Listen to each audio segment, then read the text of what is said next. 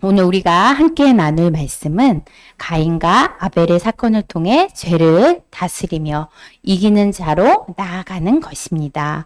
여러분, 가인과 아벨 이 두 형제 이야기는 단순히 옛날 이야기가 아닙니다. 이것은 인류 역사의 첫 번째 살인 사건이며 동시에 오늘 우리의 영혼 상태를 직접 비추는 거울입니다. 마지막 시대를 살고 있는 우리는 종종 이기는 자에 대해 말을 합니다. 계시록에서 주님은 반복해서 말씀하십니다.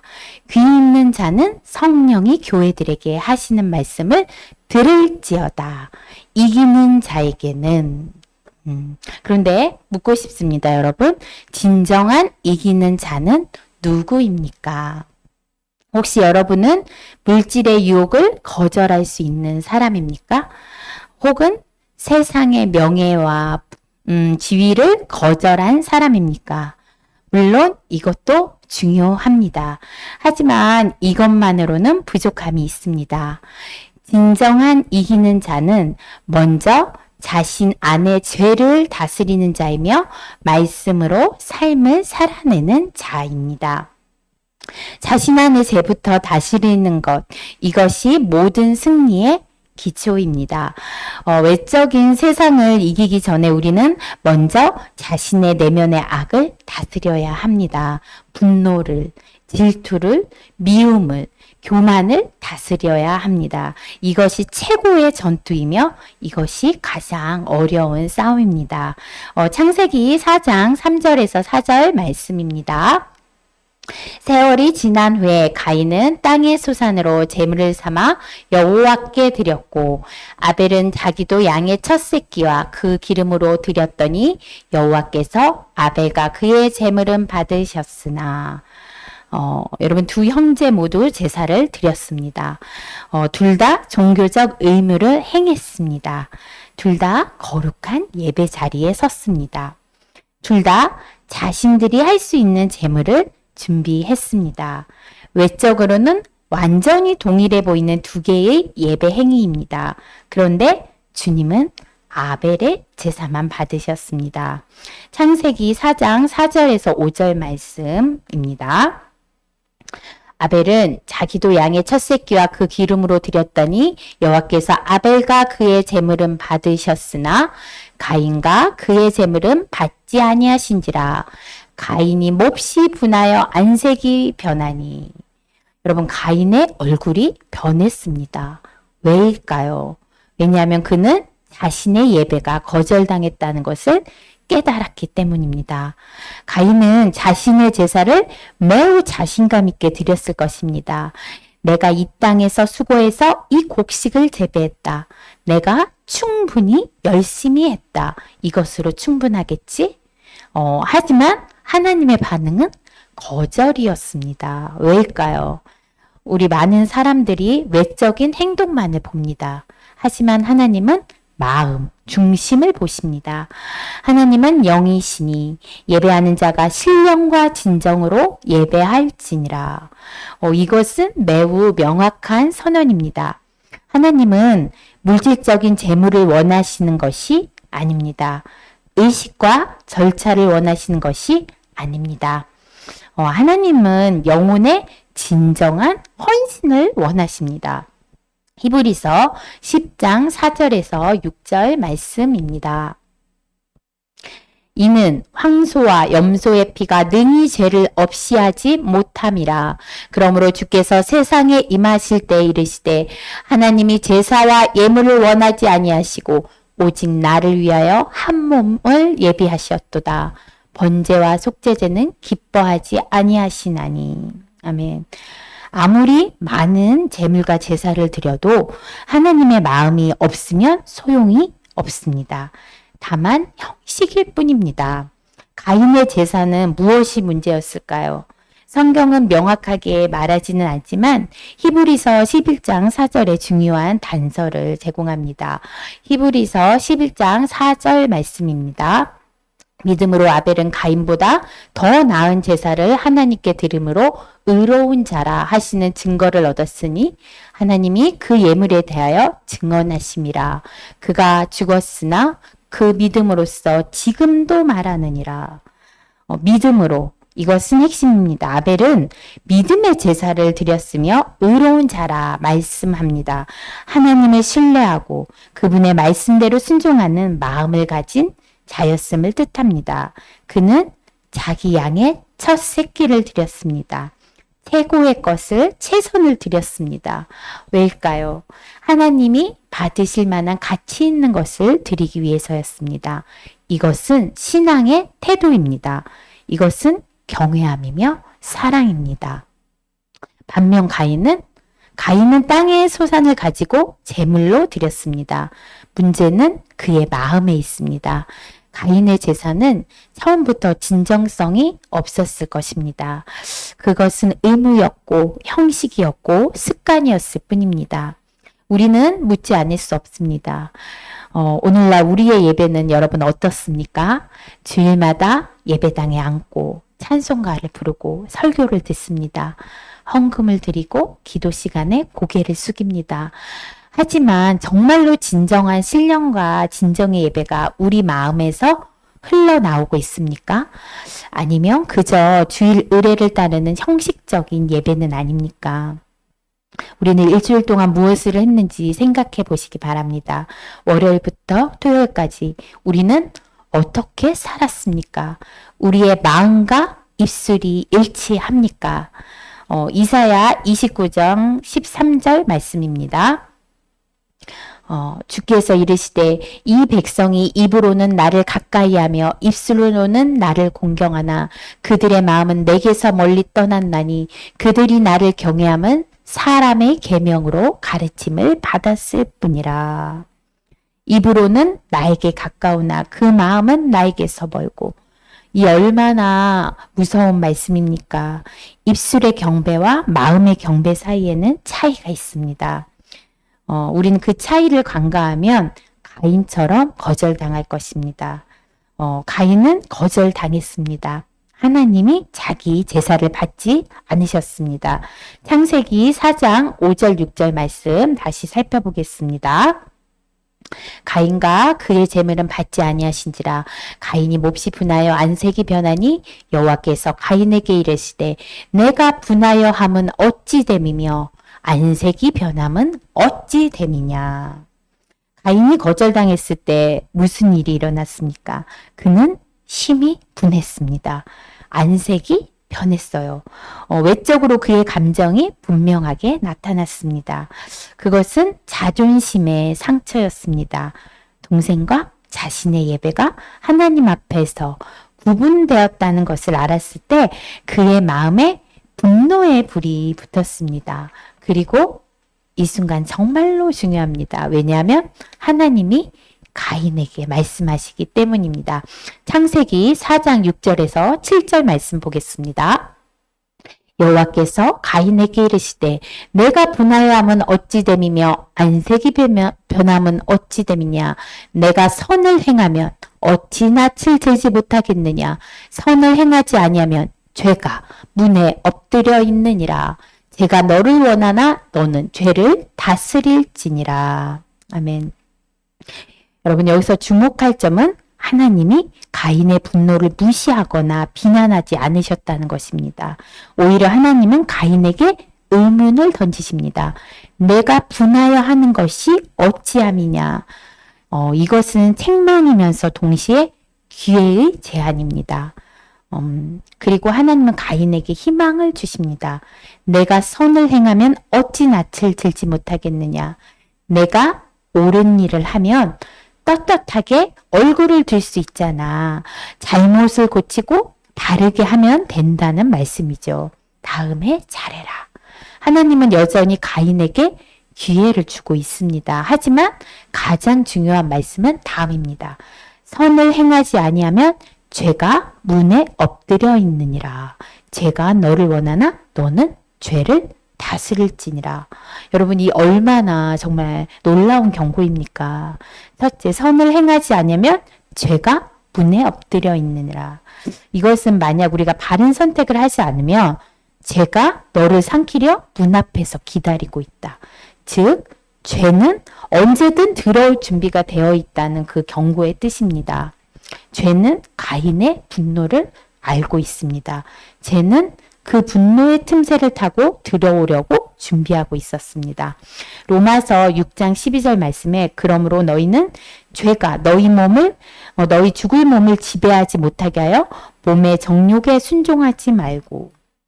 죄는 우리를 지배하려고 합니다. 죄는 우리의 약한 부분을 노립니다. 분노, 미움, 질투, 교만, 이러한 감정들이 우리의 약한 부분이고 죄는 바로 거기를 겨냥합니다. 둘째, 제가 너를 원하나 너는 죄를 다스릴지니라. 이것은 매우 명확한 명령입니다. 죄는 내 마음을 지배하려 하지만 너는 죄를 이겨내야 한다.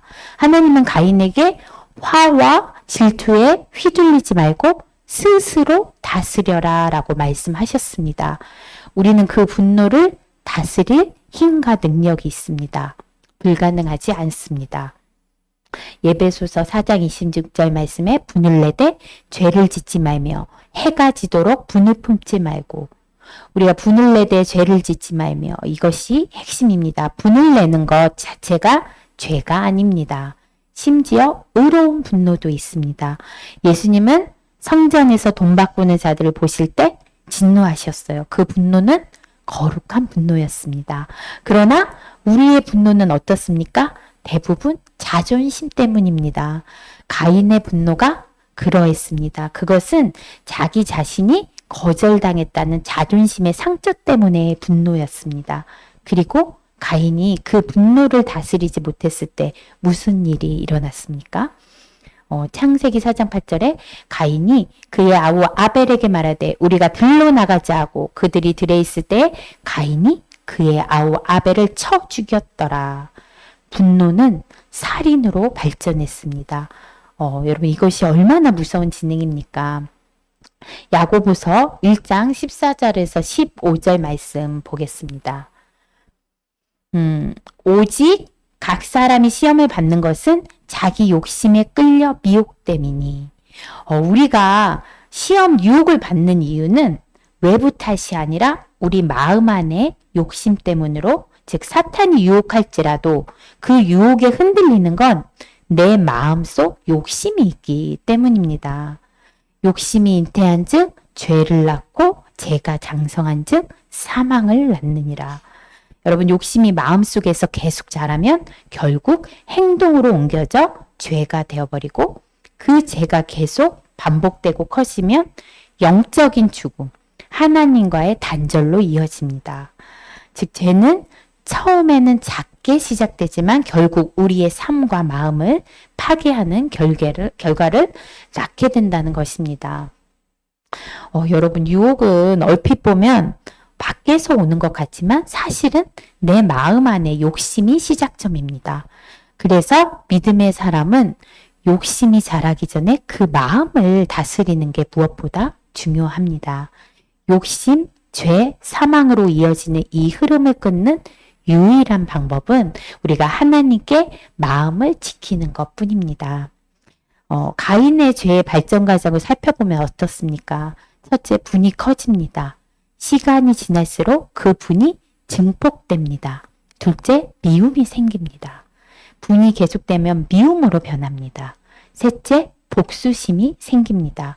결국 행동이 따릅니다.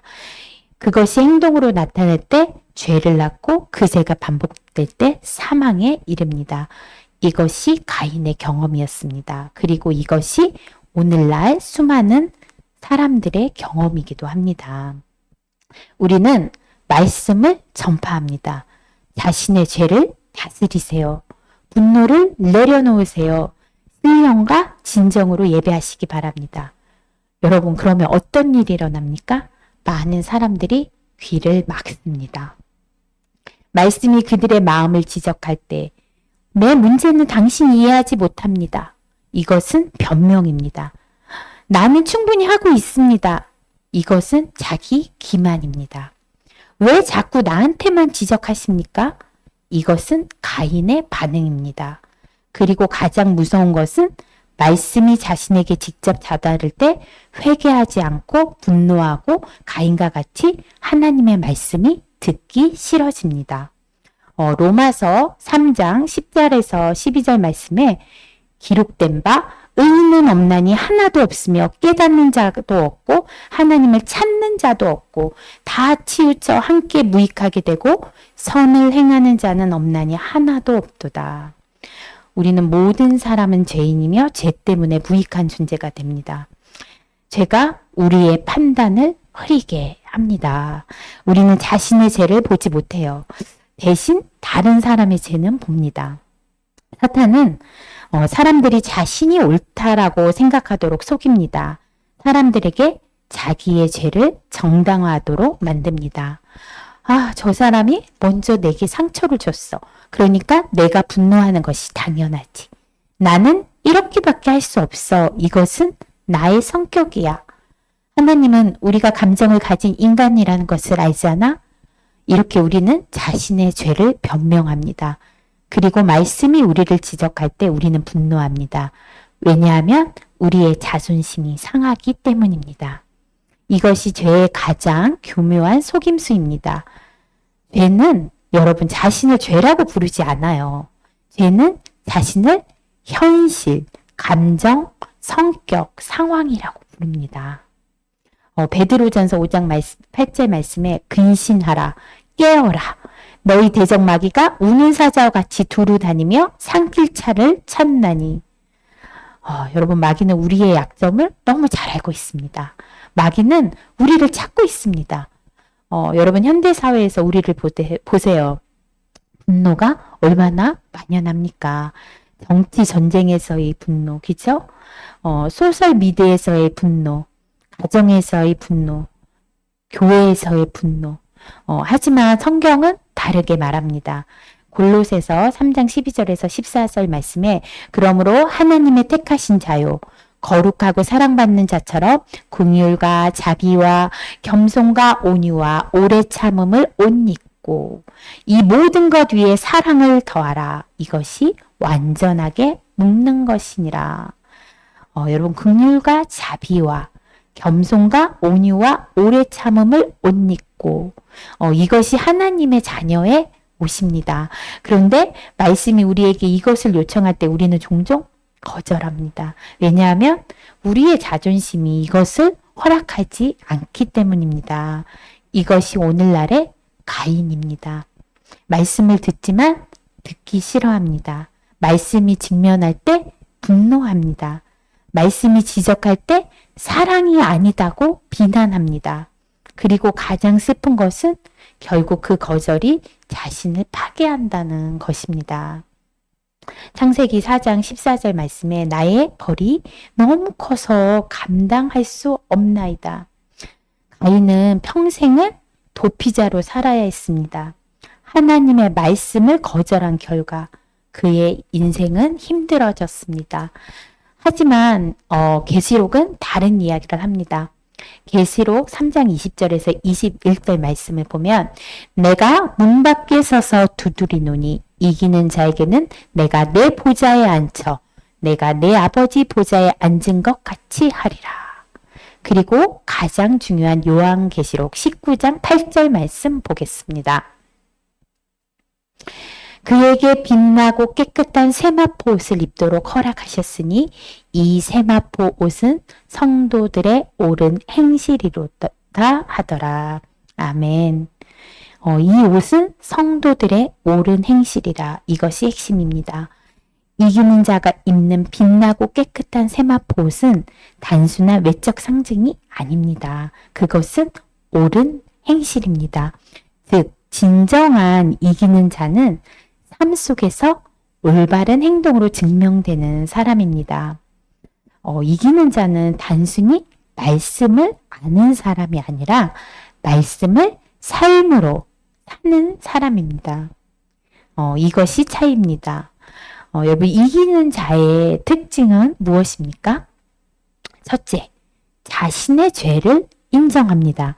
가인처럼 변명하지 않습니다. 자신을 정당화하지 않습니다. 바울은 말합니다. 죄인 중에 내가 괴순이라. 둘째, 자신의 마음을 다스립니다. 위의 것을 생각하고 땅의 것을 생각하지 말라. 여러분, 분노, 미움, 질투는 일어나지만 그것에 지배당하지 않습니다. 셋째, 이기는 자는 신령과 진정으로 예배합니다. 하나님은 영이시니 예배하는 자가 신령과 진정으로 예배할지니라. 넷째, 가장 중요하게 말씀으로 삽니다. 야고보서 1장 22절 말씀입니다. 너희는 말씀을 행하는 자가 되고 듣기만 하여 자신을 속이는 자가 되지 말라. 말씀을 듣기만 하는 것이 아니라 그 말씀을 실제 삶 속에서 행합니다. 이것이 옳은 행실입니다. 이것이 진정한 이기는 자의 예복입니다. 그렇다면 여러분, 우리는 어떻게 죄를 다스릴 수 있습니까? 첫째, 자신을 알아야 합니다. 만물보다 거짓되고 심히 부패한 것은 마음이라. 누가 능히 이를 알리오마는. 우리의 분노의 참된 원인이 무엇인지 자신의 마음을 살펴보시기 바랍니다. 둘째, 진정으로 회개해야 합니다. 하나님의 뜻대로 하는 근심은 후회할 것이 없는 구원에 이르게 하는 회개를 이룰 것이요. 세상 근심은 사망을 이루는 것이라. 여러분, 회개란 메타노이아, 방향 전환입니다. 단순히 죄송합니다, 미안해요가 말하는 것이 아니라 우리의 행동이 정말로 변하는 것입니다. 셋째, 성령님의 도움을 구해야 합니다. 너희는 이 세대를 본받지 말고 오직 마음을 새롭게 함으로 변화를 받아 하나님의 선하시고 기뻐하시고 온전한 뜻이 무엇인지 분별하도록 하라. 이는 힘으로 되지 아니하며 능으로 되지 아니하고 오직 나의 영으로 되느니라 하시니라. 아무것도 염려하지 말고 다만 모든 일에 기도와 간구로 너희 구할 것을 감사함으로 하나님께 아뢰라. 말씀과 성령님의 인도를 통해 우리는 분별력을 구하고 자신의 힘만으로는 불가능하게 기도하시며 성령의 능력을 구하시기 바랍니다. 넷째, 말씀에 순종하시기 바랍니다. 말씀을 행하는 자가 되고 듣기만 하는 자가 되지 말라. 이 사람이 그 행하는 바에 복이 있으리라. 여러분, 말씀을 듣고 우리는 즉시 실행해야 합니다. 분을 내되 해가 지도록 분을 품지 말라는 말씀을 들었다면 오늘 일어난 그 분노를 즉시 처리하고 상대방과 관계를 풀어야 합니다. 그리고 다섯째, 공동체 속에서 도움을 받으시기 바랍니다. 그러므로 너희 죄를 서로 고백하며 병이 낫기를 위하여 서로 기도하라. 의인의 강구는 역사하는 힘이 크니라. 여러분이 혼자라고 생각하지 마시고 신뢰할 수 있는 분과 나누며 중보 기도 요청을 하시기 바랍니다. 여섯째, 관계를 회복하시기 바랍니다. 그러므로 예물을 제단에 드리려다가 거기서 내 형제에게 원망 들을 만한 일이 있거든 생각나거든 예물을 제단 앞에 두고 먼저 가서 형제와 화목하고 그 후에 와서 예물을 드리라. 우리가 가인처럼 형제를 미워하고 있다면 먼저 손을 내밀어 관계를 회복하시기 바랍니다. 내가 잘못했어, 미안해, 용서해 줄래? 이런 단순한 말이 얼마나 많은 관계를 치유합니까? 이기는 자는 자신의 잘못을 인정할 수 있는 자입니다. 여러분, 마지막으로 이 시간 다시 한번 살펴보겠습니다. 여러분은 가인입니까? 아니면 이기는 자입니까? 우리는 분노를 다스리고 있습니까? 아니면 분노가 당신을 다스리고 있습니까? 우리는 하나님의 말씀을 듣고 회개합니까? 아니면 자기 마음이 지적당할 때 분노로 응답합니까? 여러분의 예배는 신령과 진정입니까? 아니면 형식과 의무입니까? 이제 시작하시기 바랍니다. 오늘부터 이 순간부터 우리의 죄를 다스리고 분노를 내려놓으시기 바랍니다. 그리고 여러분의 마음을 주님께 드리시기 바랍니다. 우리에게는 기회가 있습니다. 가인처럼 거절당하고 분노로만 응하지 마시고 대신 그 거절을 통해 배우시기 바랍니다. 그 거절을 통해 자신을 돌아보며 그 거절을 통해 변화되시기 바랍니다. 히브리서 12장 1절에서 2절 말씀에 모든 무거운 것과 얽매이기 쉬운 죄를 버리고 인내로써 우리 앞에 당한 경주를 경주하며 예수를 바라보자. 모든 무거운 것과 얽매이기 쉬운 죄, 분노를 버리고 미움을 버리시기 바랍니다. 이것들은 우리를 묶고 올가매는 죄입니다. 인내로써 우리 앞에 당한 경주를 경주하며 죄는 여러분 한 번에 끝나는 것이 아닙니다. 죄는 지속적인 현재 진영의 싸움입니다. 매일매일 우리의 자존심을 죽이고 우리의 욕심을 누르고 우리의 분노를 다스려야 합니다. 왜요? 예수를 바라보자. 예수님을 생각하고 떠올려 보십시오. 예수님은 어떤 분이세요? 자신을 낮추셨습니다. 자신을 내려놓으셨습니다. 빌립보서 2장 8절 말씀입니다. 사람의 모양으로 나타나사 자기를 낮추시고 죽기까지 복종하셨으니 곧 십자가에 죽으심이라. 자기를 낮추고 죽기까지 복종하셨으니 여러분 이것이 진정한 승리입니다. 이것이 진정한 이기는 것입니다. 우리는 종종 승리를 잘못 정의하는 것 같습니다.